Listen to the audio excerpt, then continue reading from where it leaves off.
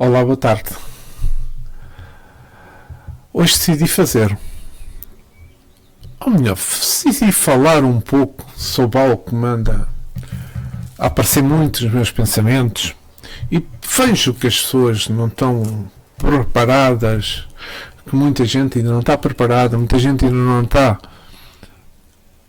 não direi alertado, mas ter esse despertar ainda sobre o que realmente é a vida futura.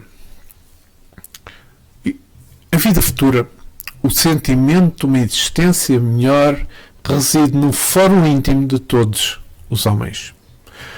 A vida futura implica a conservação da nossa individualidade após a morte. Isto que eu acabei de ler está escrito na questão 959 do livro dos Espíritos. Então, vamos ver. Nós sabemos que a humanidade continua a ter muitas dúvidas sobre a vida futura, ou seja, a vida após a morte. A nossa humanidade mostra simplesmente preocupação com as coisas da vida presente, ou agora, como eu estava a falar, esquecendo que nós somos espíritos imortais e, como tal, persistiremos aos fenómenos, principalmente ao fenómeno chamado e denominado de morte.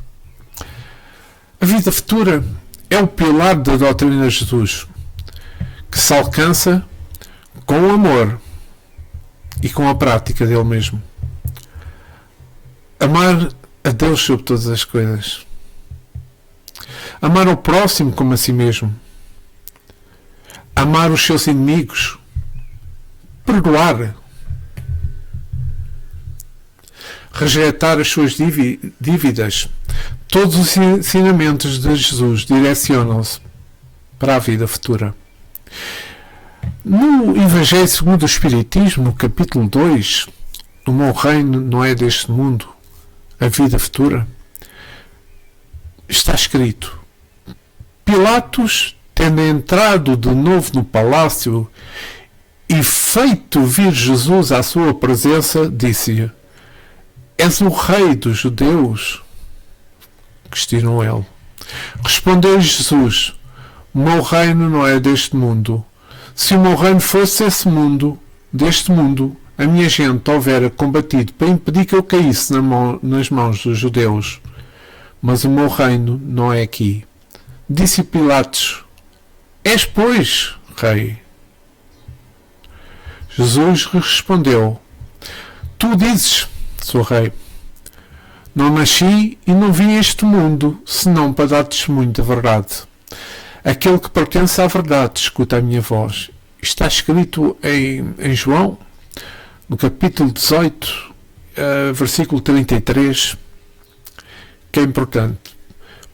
Por estas palavras, Jesus designa claramente a vida futura, que ele apresenta em todas as circunstâncias como o termo que deverá chegar à humanidade, como devendo constituir o objetivo das principais preocupações do homem na Terra, com as suas máximas se reportando a esse grande princípio. Com efeito, sem a vida futura, a maioria dos preceitos da moral não teria qualquer razão de ser.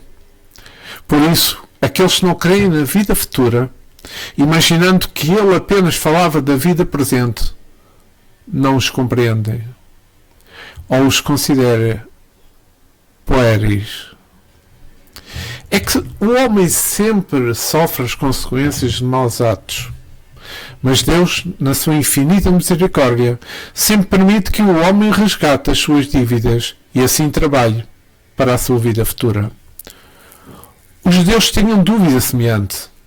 Segundo Kardec, no Evangelho segundo o Espiritismo, os judeus acreditavam nos anjos, consideravam-os seres privilegiados da criação. Não sabiam, porém, que os homens podem um dia tornar-se espíritos puros e partilhar da felicidade destes. Segundo eles, a observância das leis de Deus era uma recompensa com os bens terrenos, com a supremacia da nação a que pertenciam, com vitórias sobre os seus inimigos. Só meio minuto, porque o meu vizinho resolveu cortar ervas. Só um pouco, por favor. Peço imensa desculpa.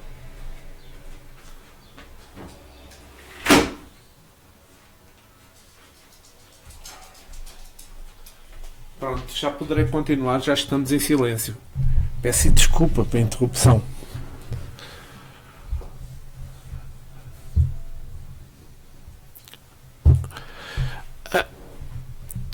Segundo os homens, as observações das leis deles eram compensadas com os bens terrenos, com a supremacia da nação a que pertenciam, com vitórias sobre os seus inimigos.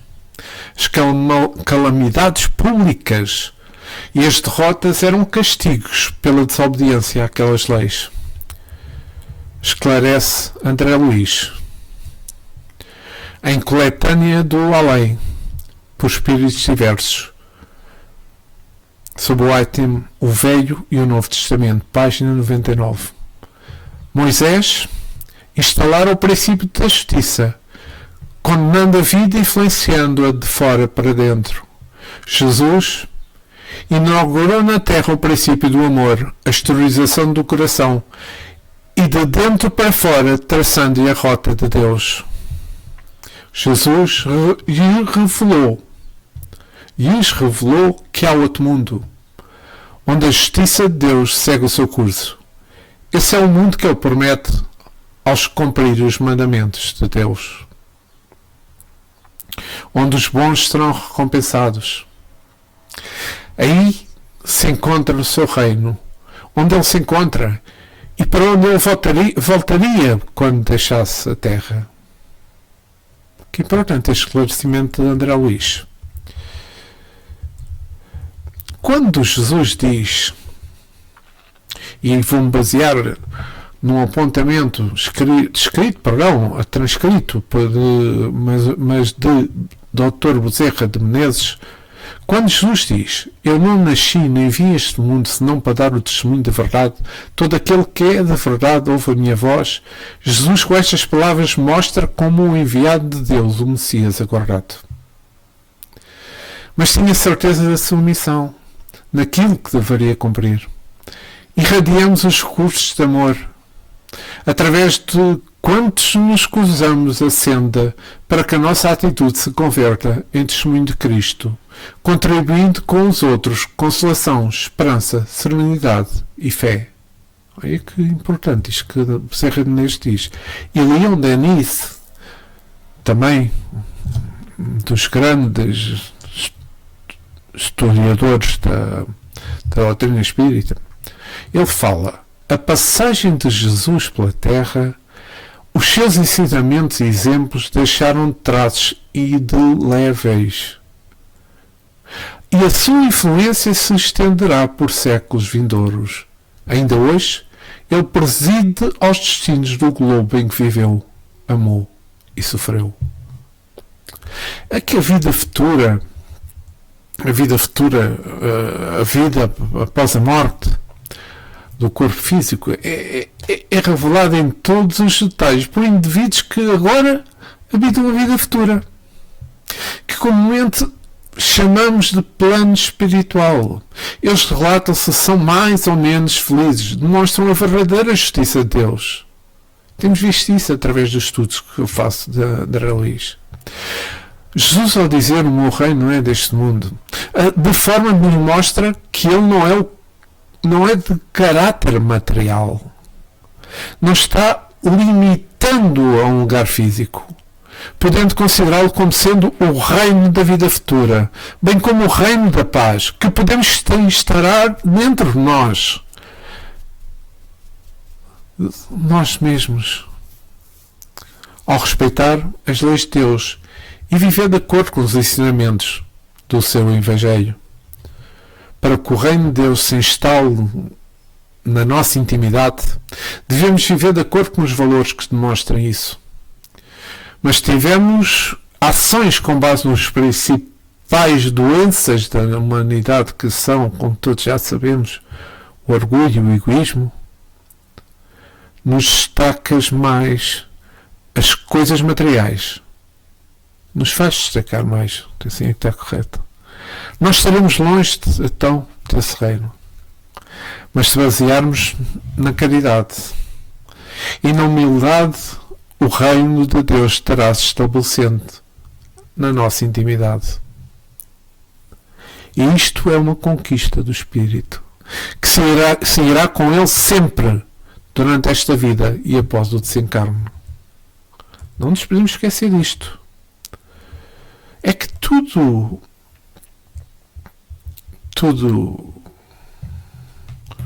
tem um impacto grande,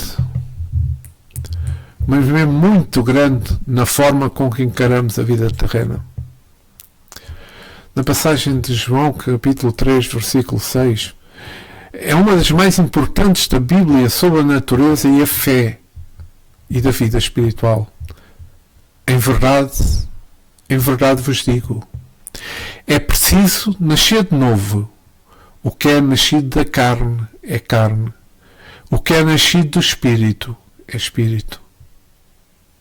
E então, que importância é que isto tem? Jesus ensinou para o futuro outros esclarecimentos sobre o tema, prometendo enviar o Consolador, o Espírito da Verdade, que viria ensinar aos homens todas as coisas, e recordando que o que Jesus ensinou. A promessa de Jesus sobre a vinda do Consolador concretizou-se através do trabalho missionário de Allan Kardec, que, com a proteção dos espíritos superiores, codificou o Espiritismo, uma nova doutrina confirmada pela ciência, com formulações filosóficas e fins morais, trazendo nos princípios doutrinários preciosos, claros, indiscutíveis ensinamentos sobre a vida futura. Vou ler aqui uma parte que Emmanuel, no livro Consolador, nas perguntas 19-20, podemos tomar o espiritismo simbolizado de modo como um triângulo de forças espirituais. A ciência, a filosofia vinculam à Terra essa figura simbólica, porém a religião é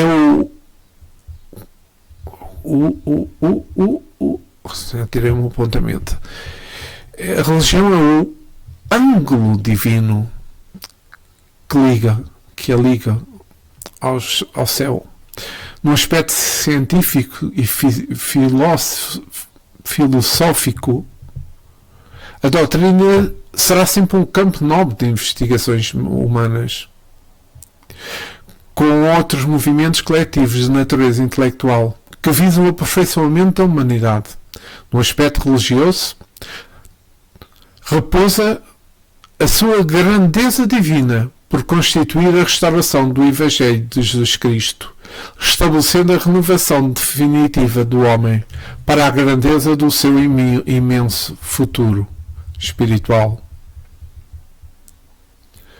O Espiritismo não vem apenas ensinar filosoficamente a existência da vida futura, mas prová-la por meios de factos, atendendo assim ao caráter da ciência de observação.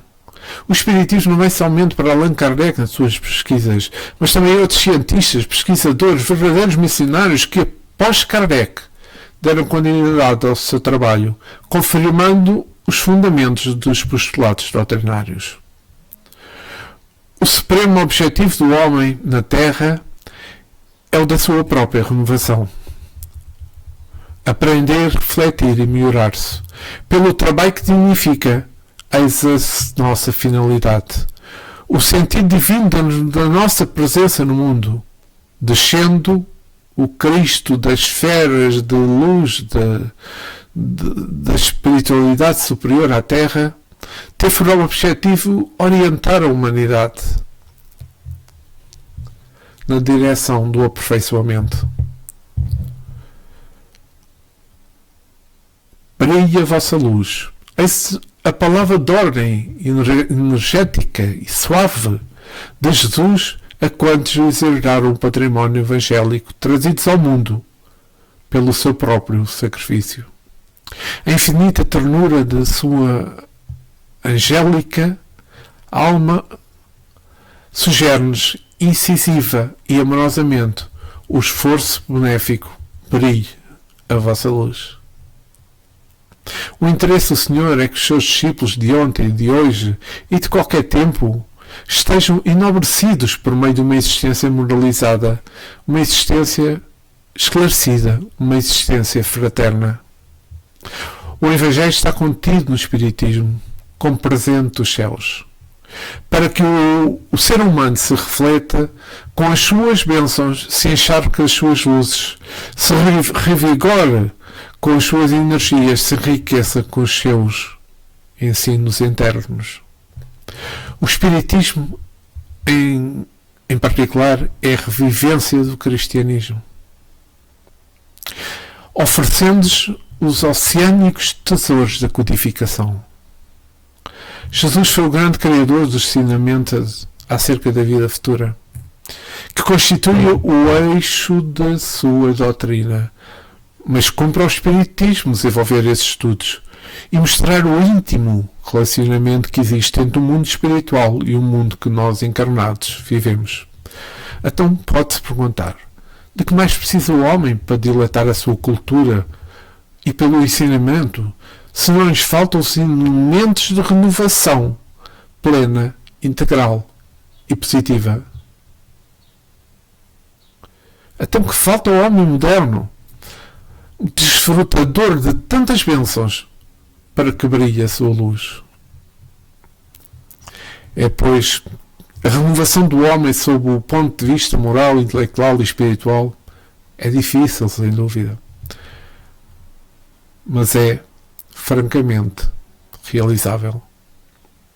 É indispensável tão somente disponha-se ele ao esforço de transformação, com a consequente utilização desses recursos, desses meios, desses elementos que o Evangelho e o Espiritismo nos fornece abundantemente, farta e abundantemente, sem exigência de qualquer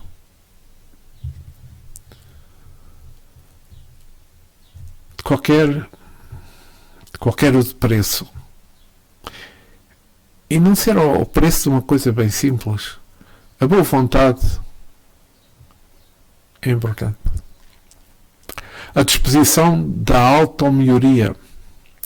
O homem, para renovar-se, tem que estabelecer um programa tríplice como ponto de partida para a sua realização, para que brilhe a sua luz, baseado no estudo, na meditação e no trabalho.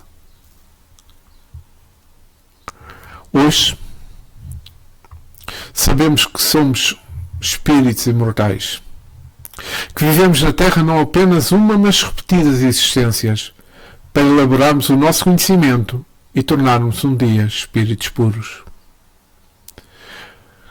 Com a certeza da imortalidade da alma, da reencarnação e da evolução, podemos entender que a vida futura é uma fórmula divina para podermos usar o nosso livre-arbítrio e efetivar as reformas íntimas necessárias, ou seja, o caminho certo para a felicidade. A felicidade não é deste mundo, não é esta que eu estou a falar e que se quer, mas a nossa verdadeira felicidade, que é no plano espiritual. Relembro o Livro dos Espíritos mais uma vez. O nada e sobre a vida futura. Perdão. Pergunta 958. Porque o homem repele instantaneamente o nada? E a resposta do Espírito, a verdade é: porque o nada não existe. Pergunta 959. De onde vem para o homem o sentimento instintivo da vida futura? E a resposta do Espírito da Verdade é o seguinte: já o dissemos, antes da encarnação o Espírito conhece todas essas coisas, e a alma guarda uma vaga lembrança do que sabe e do que viu no estado espiritual. Comentário de Allan Kardec sobre esta pergunta que eu vou ler. Em todos os tempos, o homem se preocupou com o futuro do além-túmulo, o que é muito natural.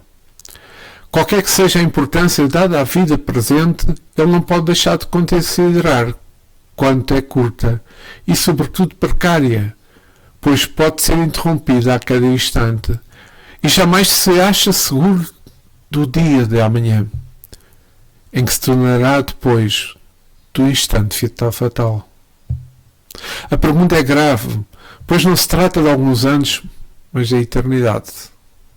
Aquele que deve passar longos anos num país estrangeiro se preocupa com a situação em que se encontrará no mesmo. Como não nos preocupamos com o que teremos ao deixar este mundo, desde que o será para sempre. A ideia do nada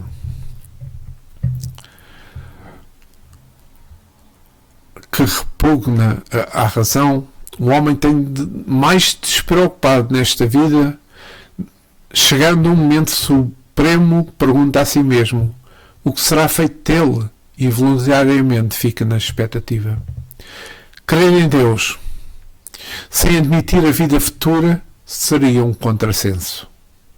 O sentimento de uma existência melhor está no fórum íntimo de todos os homens e Deus não o pôs ali em vão. A vida futura implica a conservação da nossa individualidade após a morte. Que nos importaria sobreviver ao corpo se a nossa essência moral tivesse de perder-se no oceano do infinito? As consequências disso, para nós, as mesmas, e seriam as mesmas do nada. Espero que tenham entendido este apontamento que eu queria ler sobre a vida futura. E você, já pensou na vida futura? Já pensou nas alterações que precisa fazer enquanto está aqui no plano da Terra? Enquanto está nesta encarnação? A sua alteração íntima, a sua reforma íntima. Temos de trabalhar aqui com base na vida futura que vamos ter após a chamada morte. A nossa verdadeira vida, a vida espiritual. Nós somos espíritos imortais.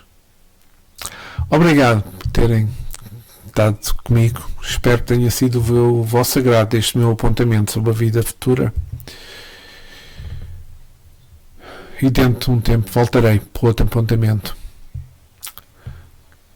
Que Jesus permaneça sempre nos nossos corações, agora e sempre. E que assim seja. Obrigado por terem estado comigo. Muita paz, muito amor para todos vós.